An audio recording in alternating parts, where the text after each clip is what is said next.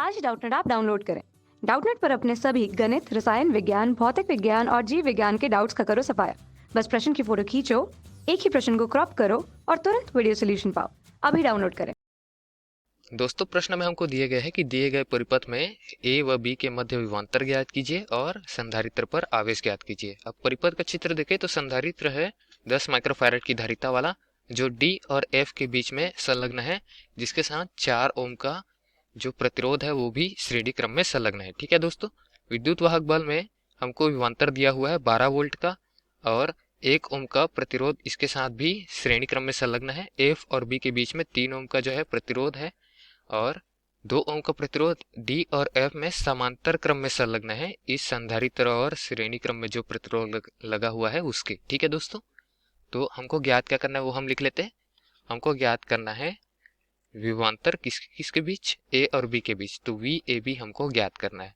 ठीक है, और क्या ज्ञात करना है, और हमको ज्ञात करना है संधारित्र पर आवेश, मतलब क्यू हमको ज्ञात करना है 10 माइक्रोफैराड वाले संधारित्र के लिए।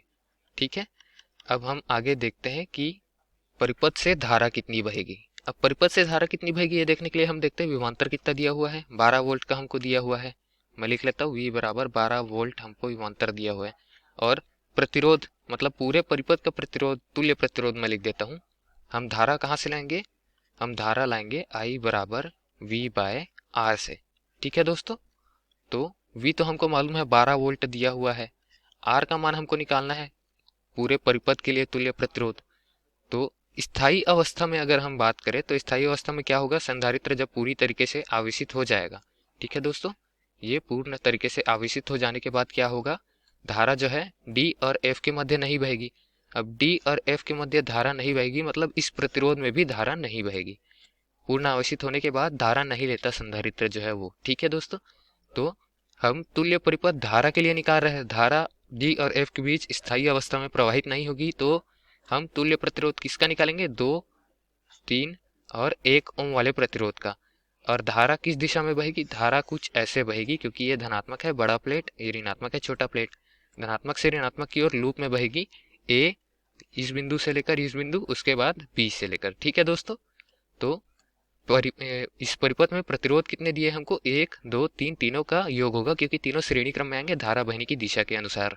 2, 3 और 1 सबका योग हो जाएगा, श्रेणी क्रम है तो श्रेणी क्रम में प्रतिरोध का योग करने से तुल्य प्रतिरोध आता है। 2 धन 3 धन 1 कुल आएगा 6 ओम। तो धारा का मान क्या आएगा, 12 वोल्ट बटे 6 ओम। धारा का मान यहाँ से हम क्या निकाल सकते हैं, 12 बटे 6 करेंगे तो हमको प्राप्त होगा 2 एम्पियर की धारा। तो 2 एम्पियर की धारा जो है परिपथ में प्रवाहित हो रही है। अब 2 एम्पियर की धारा से हम क्या निकाल सकते हैं, हम ए और बी के बीच का विभवांतर निकाल सकते हैं।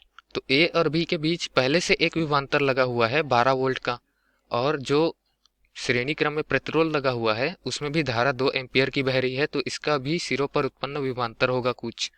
दोनों विभवांतरों का जो अंतर होगा, क्योंकि ये प्रतिरोध है तो ये क्या करता है, विभव पतन करता है। ठीक है, तो 12 वोल्ट में से कुछ विभव कम हो जाएगा, ए और बी के बीच का विभव हम ज्ञात करेंगे। तो अब कितना कम होगा, 12 वोल्ट से इस प्रतिरोध के सिरों पर उत्पन्न विभवांतर को हम घटाएंगे तो पता चलेगा। ठीक है दोस्तों, तो वी ए बी का मान क्या आ जाएगा, जो पहले से विभवांतर दिया है वी, और उससे क्या करेंगे ऋण जो प्रतिरोध के सिरों पर विभवांतर उत्पन्न है वो। ठीक, तो वी का मान हमको दिया हुआ है 12 वोल्ट। ठीक है दोस्तों, तो 12 ऋण प्रतिरोध के सिरों पर उत्पन्न विभवांतर क्या होगा, धारा गुना प्रतिरोध। धारा है 2 एम्पियर और प्रतिरोध है 1 ओम, तो इसको हम देख सकते हैं 2 एकम 2 और 12 में से 2 गया, कितना आएगा, ए और बी के सिरों पर उत्पन्न विभवांतर आएगा हमारे पास 10 वोल्ट। ये हमारे दिए गए प्रश्न के पहले भाग के लिए उत्तर हमको प्राप्त हो चुका है। अब दूसरे भाग में हमको क्या ज्ञात करना है, संधारित्र पर उत्पन्न आवेश।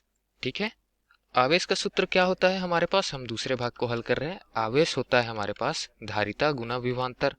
ठीक है, धारिता हमारे पास क्या है, 10 माइक्रोफैराड, और विभवांतर कौन सा लेंगे हम यहाँ पर, विभवांतर जो इसके सिरों पर उत्पन्न होगा वो लेंगे। ठीक है दोस्तों, तो उसको नाम दे देता हूं मैं V10 माइक्रोफैराड, क्योंकि 10 माइक्रोफैराड वाले संधारित्र के सिरों पर उत्पन्न विभवांतर है। ठीक है, और V10 माइक्रोफैराड क्या होगा, डी और एफ के बीच का जो उत्पन्न विभवांतर है उसमें से मैं ये 4 ओम के प्रतिरोध के सिरों पर उत्पन्न विभवांतर जो है उसको घटा दूं, तो मुझे डी और इस बिंदु के बीच का विभवांतर मिल जाएगा, मतलब 10 माइक्रोफैराड वाले संधारित्र के सिरों पर विभवांतर।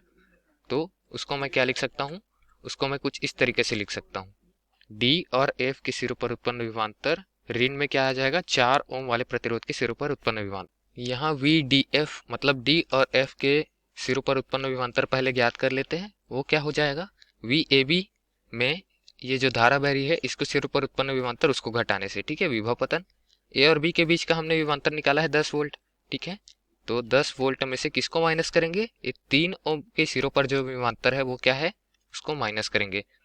3 ओम प्रतिरोध है और धारा 2 एम्पियर, तो धारा गुना प्रतिरोध करेंगे तो इसके सिरों पर उत्पन्न विभवांतर मिल जाएगा, वो विभवांतर हमको पतन में मिल रहा है, ठीक है। तो 10 ऋण 6, कुछ इस तरीके से हम VDF के सिरों पर उत्पन्न विभवांतर निकाल सकते हैं। आएगा हमारे पास 4 वोल्ट। तो 4 वोल्ट का उत्पन्न विभवांतर DF पर है, यहाँ मान रख देंगे। और 4 ओम वाले प्रतिरोध के सिरों पर उत्पन्न विभवांतर कितना होगा, प्रतिरोध गुना धारा, तो V10 माइक्रोफैराड यहाँ से निकाल सकते हैं हम। कितना आएगा, VDF मतलब 4 वोल्ट ऋण 4 ओम, ये जो 4 ओम का प्रतिरोध है उसके सिरों पर उत्पन्न विभवांतर और धारा का गुना करेंगे। तो धारा इसमें कितना प्रवाहित हो रहा है, स्थायी अवस्था में धारा प्रवाहित नहीं होगा, ये हम पहले ही डिस्कस कर चुके हैं, ठीक है। तो 4 गुना धारा 0 एम्पियर, ठीक है। तो 10 माइक्रोफैराड वाले जो 10 माइक्रोफैराड वाले संधारित्र के सिरों पर उत्पन्न विभवांतर हमारे पास आएगा 4 वोल्ट। विभवांतर हमने ज्ञात कर लिया है, अब हमको धारिता भी पता है, विभवांतर भी पता है। आवेश निकाल लेंगे। आवेश क्या आएगा हमारे पास, धारिता का मान 10 माइक्रोफैराड और विभवांतर का मान 4। तो 4 वोल्ट और 10 माइक्रोफैराड का गुना करूंगा तो मुझको 40 माइक्रो कूलाम का आवेश प्राप्त होगा, ठीक है दोस्तों। संधारित्र पर संचित जो आवेश है 40 माइक्रो कूलाम है, या फिर इसको मैं 40 गुना 10 की घात ऋण 6 कूलाम भी लिख सकता हूँ। तो दिए गए प्रश्न के लिए इस तरीके से हम हल कर सकते हैं और ये हमारा उत्तर है दोस्तों। धन्यवाद।